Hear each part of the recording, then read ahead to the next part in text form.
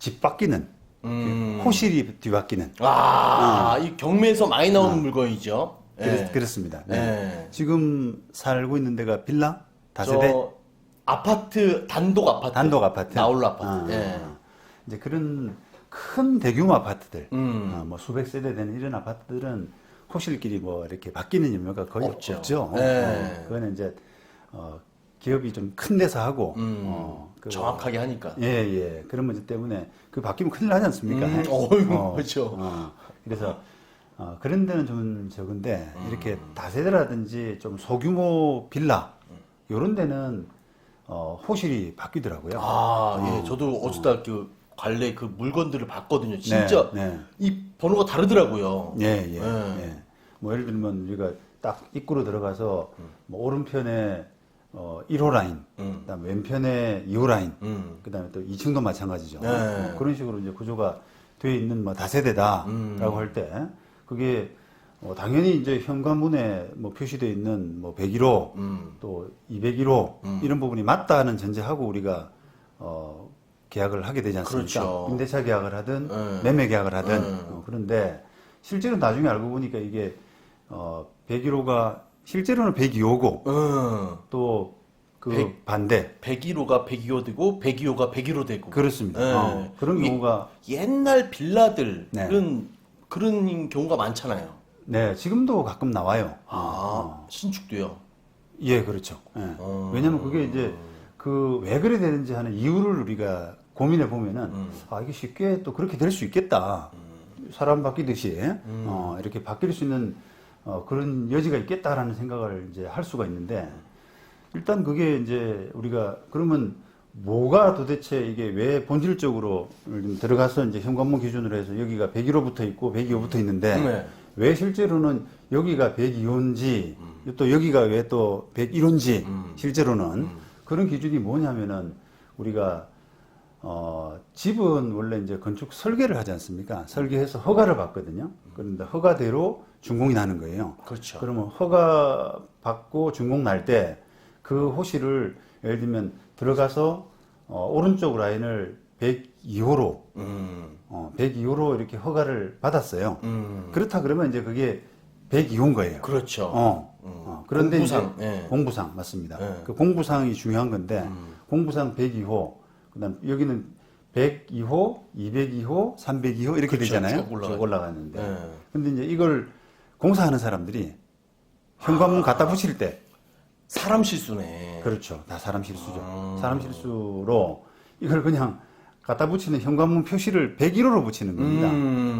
여기 201호, 301호 이런 식으로. 그러다 보니까 싹 바뀌어버린 거죠. 야, 근데 그걸 또 공부랑 확인해 보면 나오지 않아요? 현황도나 뭐 건축물장 보면 나오지 않나요? 당연히 나오죠. 그죠? 당연히 나오고 공사한 사람들은 뭐 알죠. 설계 도면 가지고 공사를 하고 그걸 하기 때문에 아는데 공사하는 사람들이 여러 사람이잖아요. 그다음에 거기에 이제 책임자들도 있을 테고 잔무하는 사람도 있을 테고. 잔무하는 사람들이 그냥 예. 문 갖다가 달고 그냥. 그렇습니다. 예. 그러다 보면 이제 뭐 더구나 이렇게 면적이 비슷비슷한데 좌우가 비슷비슷하고 이런 데는 그냥 좀 이거나 그렇죠. 이거나 똑같은 문이고. 예. 그렇기 때문에 이제 실수가 일어나고 따라서 이제 이런 그 실수는 예나 지금이나 충분히 있을 수가 있는 거예요. 그래서 이제 그런 사고가 지금 굉장히 많고 뭐 이게 통계가 정확한 건 아닙니다만 한 10만 세대 우리 나라 현재요? 지금 현재 바뀌어 있는 그런 호실이 10만 세대라고 하고 많네요. 판례도 굉장히 많습니다. 이런 사고. 그러면 그 번호가 달라져서 뭐 불이익이 크나요? 그럼요. 이제 이게 이제 보통 그 현관 호실을 우리가 보통 사람들은 일반 사람들은 현관 호실을 기준으로 해가지고 그걸 그 매매 계약을 하고 잘못된 계약을 쓰지 않습니까? 그렇죠. 여기 원래는 102호를 보고 102호 계약서를 써야 되는데 101호 계약서를 쓰는 거예요. 그리고 101호 계약서를 쓰고 101호 등기부를 넘겨받는 겁니다. 완전 다른 거네. 다른 거죠. 물건은 102호를 보고 101호에 다 계약을 하고 등기도 하고 등기도 하고 그렇게 되는 거죠. 그러다 보니까 이제 계약 자체가 이제 뒤죽박죽이 되는 거죠. 전입도 만약에 세입자라면 전입도 글로 하고. 세입자도 마찬가지죠. 세입자도 원래는 이제 이게 102호로 해야 적법한 전입신고가 되지 않습니까? 그래야 대항력 우선 변제권을 다 갖추는데 이게 1호로. 1호로 하다 보니까 세입자로서의 어떤 보호장치 이런 부분들이 이제 하나도 없게 되는 거예요. 그러다 보니까 이제 그게 사고로 이어지고 누군가 피해를 본 사람이 있으면 그게 이제 상대방이든 또는 공중개사든 이렇게 이제 소송이 일어난다는 거죠. 와. 그런 판례들이 실무상으로 이제 굉장히 많이 있습니다.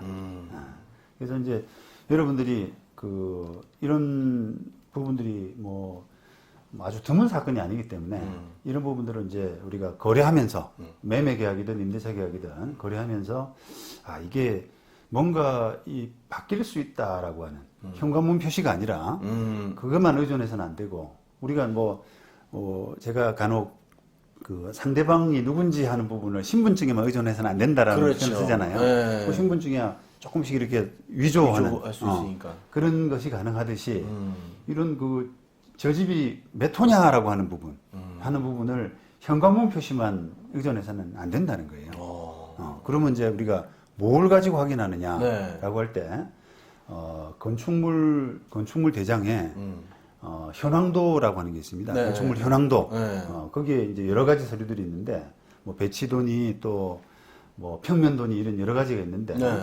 평면도를 좀 보셔야 돼요.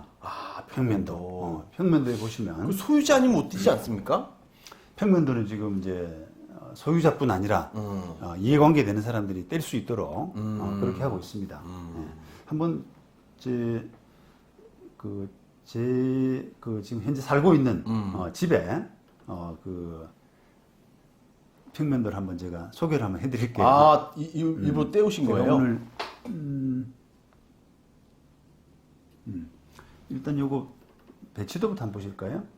요게 이제 제가 살고 있는 아파트에 배치도인데요.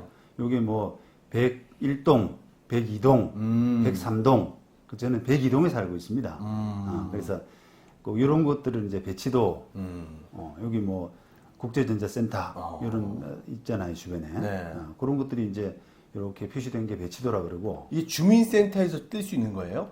아니 그러니까 이제 그게 이런 다른 도면들 같은 경우는 배치도 같은 경우는 누구나 뗄 수 있는 소리에 들어가고 이런 평면도는 개인의 프라이버시 문제가 있어서. 그러니까요, 현황도. 이런 거는 소유자나 이해관계인 제가 나중에 좀 구체적으로 이제 누가 뗄 수 있느냐라고 하는 부분을 좀 알려드릴 텐데. 네네. 지금 제 호실인데요.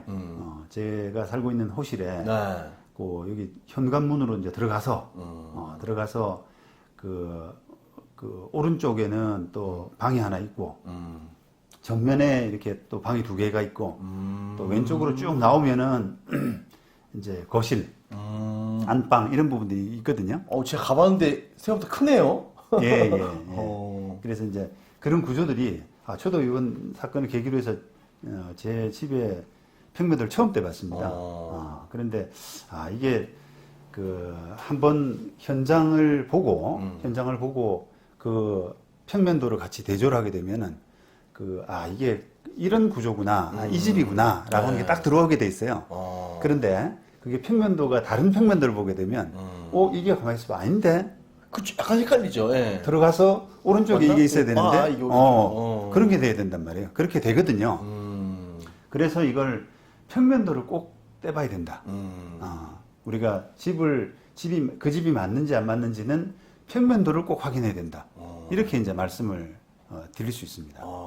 그렇군요. 근데 이제 우리가 매매 계약을 하든 임대차 계약을 하든 평면도 잘 안 떼보잖아요. 그렇죠. 그냥 현관문 표시만 그냥 믿는 거예요. 이야.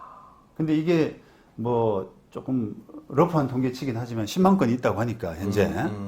그래서 막 발견된 거는 이제 소유자들끼리 동의해가지고 서로 바꾸기도 하고요. 서로 바꿔요? 예. 근데 자기가 이제 여기 살고 있으면은 여기를 그냥 자기 걸로 해가지고 소유권 바꾸기도 하고 또 뭐 건축물 그 대장 자체를 좀 바꾸기도 하고 여러 가지 이제 그 대책을 세우는데 그렇게 발견이 되면 문제가 되기 전에 발견이 되면 다행이고 네. 이게 이제 수습할 수 없을 정도로 뭐 한 집이 경매 들어간다든지 이런 식으로 이제 법적인 문제가 터질 때까지 모르고 있게 되면은 나중에 이제 수습이 잘 안 된다. 아, 근데 만약에 호수가 다른데 틀리게 되는데 이게 평수가 다르면 진짜 문제가 생기겠네요. 예, 그렇죠. 이 큰 평수, 작은 평수 어떻게 바꿔요? 그렇죠? 네, 그렇죠. 이제 그거는 이제 문제가 터지기 전이면 어느 정도 이제 돈을 좀 보충해 준다든지. 아, 서로. 예. 안 그러면 뭐 건축한 지 얼마 안 됐으면 건축업자한테 좀 따진다든지 이런 식으로 이제 해결이 가능할 수가 있죠.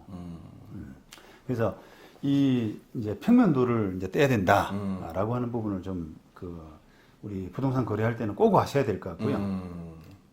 자, 이 평면도를 그러면 이제 떼는 기준이 우리가 뭐냐라고 할 때 그 네. 관련 근거가 이게 건축물 대장의 기재 및 관리 등에 관한 규칙이란 게 있습니다. 그 규칙에 따르면은 네. 요 건축물 대장을 발급하고 그게 또 현황도나 평면도 이런 서류들을 떼볼 수 있는 그런 기준들을 이제 열거하고 있는데 네. 이게 우월하게 이런 사고들이 이제 많이 있어서 그 예전에는 이 규칙상 이런 평면도 같은 서류들, 평면도 같은 서류들을 볼 수 있는 대상을 임차인이 없었습니다. 아, 임차는 못 뗐어요? 임차인은 뗄 수가 없었어요. 그런데 그게 이제 하도 이제 문제가 많이 되고 이게 임차인의 이해관계하고는 직결되지 않습니까? 그렇죠. 자기 살고 있는데. 그렇죠.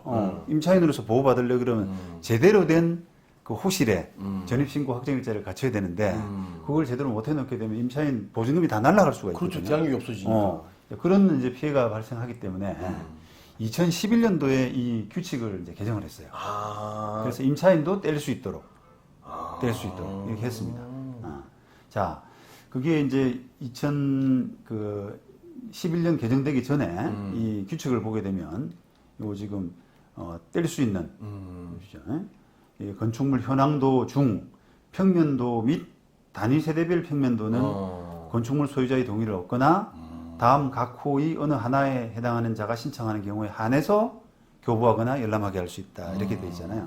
근데 거기 보면은 건축물 소유자의 배우자, 가족 또는 국가지방자치단체, 그 다음에 경매 중이거나 법원에 감정명령서가 있는 경우에 감정평가하는 경우, 그 다음에 뭐 중개사들 중개하는 경우 이런 이제 경우만 있지 세입자가 없습니다. 아, 없었네요. 없었죠. 그런데 여기 이제 규칙이 바뀌고 나서 11년도에 바뀌었는데 바뀐 규칙에 보면은 그 5호 생겼네요. 5호에 보면은 해당 건축물에 거주하는 임차인이 신청하는 경우 이렇게 돼 있잖아요. 예. 그래서 이게 이제 법도 이제 이렇게 바뀌었다는 것은 그만큼 중요하다. 아, 이런 일이 많이 생기니. 그렇습니다. 꼭 떼봐야 된다라고 하는 뜻으로 해석할 수가 있잖아요. 물론 이제 우리가 조금 더 이제 더 나아가면 임차인이 되려고 하는 사람. 내가 그렇죠. 그렇죠. 되려고 하는 사람이 한번 떼어봐야 되는데. 그렇습니다. 되고 나서 떠보면 좀 늦잖아요. 그렇습니다. 아무래도 이제 그런 대응 차원에서는 좀 늦을 수가 있잖아요. 근데 이제 되려고 하는 사람이 기준이 좀 애매하죠. 이게 프라이버시하고 문제가 있기 때문에 그러니까요. 아무나 때릴 수 있는 내 임차인이 되려고 한다, 저기 관심 있다 이런 것만 가지고 다 떼게 하게 되면 다 뛰죠. 뭐. 네, 문제가 있으니까 이걸 임차인으로 그냥 임차인이 된 사람 계약서만 갖고 와도 뛸 수 있게 해줘야 되는데. 계약서만 가지고 하면 뗄 수 있을 겁니다. 아, 그래요? 네네. 그래서 물론 이제 이 법의 규정에는 해당 건축물에 거주하는 임차인이 신청하는 경우 이렇게 돼 있어서 아마도 계약서 가지고는 안 되지 않을까. 아, 그러니까요. 애매할 것 같네요. 그러니까 이제 그런 해석의 여지는 있는데 어쨌든 조금 아쉽긴 합니다만 임차인이면은 어쨌든 가능할 수 있도록 법은 바꿨어요. 우리가 이제 우리가 전세 사기, 갭투자 전세 사기 이런 것들이 많이 일어나면서 집주인 체납 내역, 세금 체납 내역 이런 부분들을 세입자가 열람할 수 있도록 지금 법을 바꿨지 않습니까? 요즘은 다 떼갖고 준대요. 안 떼우면 안 해준대요. 그러니까. 예. 그게 이제 어찌 보면은 지금 집 뒤바뀐 이런 경우를 예정을 하고 이런 사고가 많기 때문에 2011년도에 이게 법이 개정됐듯이 집주인 세금 체납 부분들 이런 부분도 우리가 한 10년 걸렸죠, 벌써. 한 그렇죠. 작년인가 재작년에 바뀌었지 않습니까? 네, 네. 그러다 보니까 사고가 이제 많이 터져야 그때서야 이제 법을 바꿔주고 하는 그런 부분을 좀 느낄 수가 있습니다. 예, 그래서 지금은 어쨌든 임차인이 뗄 수 있도록 이렇게 돼 있기까지 하기 때문에 더구나 이제 본인이 직접 떼는 거 이런 부분들은 꼭 염두에 두셔야 될 것 같아요. 네. 꼭 어디 뭐 전세를 하든 뭐 매매를 하든 꼭 다세대는 꼭 현황도를 꼭 떼보시길. 그렇습니다. 다세대 빌라 네.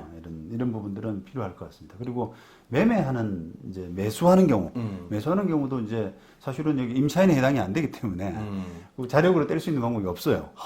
거래하고 떼야 되네요. 아니 그래서 이제 꼼꼼한 매수인이 되기 위해서는 이런 사고를 안 당하기 위해서는 중개사한테. 아닙니다. 뭐 그 매도인한테 어. 요구를 하든지 또는 중개사한테 요구를 하든지 이렇게 이제 할 필요가 있다는 거죠. 예. 그리고 이제 중개사 문제를 좀 드리고 싶은데 네. 중개 현실 이게 이런 사고가 이제 자주 발생한다면 사실은 저는 이제 공인중개사의 그 어떤 업무 패턴 그런 수준 자체가 이런 그 다세대 빌라 이런 거래 매매든 임대차든 이런 거래를 할 때는 기본적으로 이런 걸 떼야 되지 않나. 떼야 되지 필수 않나. 서류로. 그렇습니다. 딱 그게 이제 어떻게 보면 그 1+1 A, B, C 여기에 딱 포함돼야 되는 부분인데 현실이 그렇지 않다는 거예요. 현실이. 그렇죠. 예. 에이, 설마. 그렇죠. 예, 설마. 이게 뭐 이게 그렇겠어. 집 바뀌겠어. 네, 바뀌었겠어. 그러니까 잘 됐겠지. 이렇게 생각하잖아요. 네. 근데 그거는 어찌 보면 저는 일반은 이제 그 거래 전문가가 아니라 문외한들, 일반인들 수준에서는 그렇게 할 수 있는데 전문가가 할 수 있는 그런 태도는 아니라고 봅니다. 전문가는 좀 더 여러 가지 경우의 수를 두고 염두에 두고 조금 철저해야 돼요. 그렇죠. 그런데 이제 그거를 막 거래 급급하다 보니까 매매 막 사람 나타나면 그냥 계약서 쓰기 바쁘잖아요. 그렇죠. 그러다 보니까 중개업자들이 너무 이게 그 지금 수준에 좀 미달하는 겁니다. 너무 꼼꼼하지가 않죠. 꼼꼼하지 않습니다. 그러다 보니까 그게 이제 뭐 그 매수인이든 또 임차인이든 이런 피해로 이어지게 되고 또 이제 그 더 나아가서 공인중개사를 상대로 한 손해배상 사건들. 지금 뭐 제가 자막에 이제 그 보여드릴 텐데 이 손해배상 사건도 굉장히 많이 있습니다. 그러니까요. 그럼에도 불구하고 이게 관행이 잘 안 바뀌더라고요. 제가 읽어보니까 다 공인중개사가 다 갚아야 되더라고요. 그렇죠. 공인중개사가 이제 뭐 그 거래 당사자의 그 과실 이런 부분을 제외하고 나머지는 공인중개사한테 배상 책임을 인정하기 때문에 이게 뭐 금액도 크죠 사실은. 그러니까요. 그런 부분을 감안한다 그러면은 공인중개사들의 어떤 각성 이런 부분도 꼭 필요하다고 할 수 있습니다. 네.